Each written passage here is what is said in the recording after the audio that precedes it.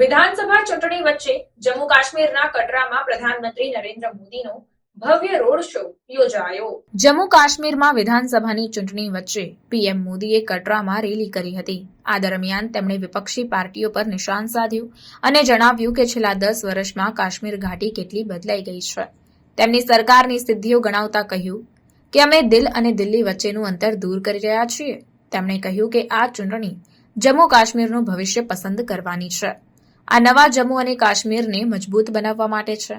તમારે કોંગ્રેસ, પીડીપી અને નેશનલ કોન્ફરન્સના 3 રાજવંશના રાજકીય વારસા પર સૂર્યાસ્ત કરવો પડશે, જેણે આ પ્રદેશને વર્ષોથી નુકસાન પહોંચાડ્યું છે। આ માટે મતદારોએ કમળનું પ્રતીક પસંદ કરવાનું રહેશે।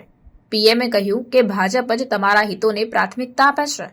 તમારી સામે દાયકાઓથી ચાલી રહેલા ભેદભાવને ભાજપે જ ખતમ કર્યો છે।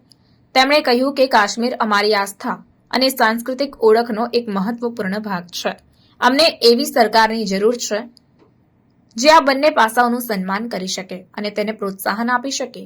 કોંગ્રેસ મતોની ખાતર અમારી આસ્થા અને સંસ્કૃતિને જોખમમાં મૂકતા અચકાશે નહીં।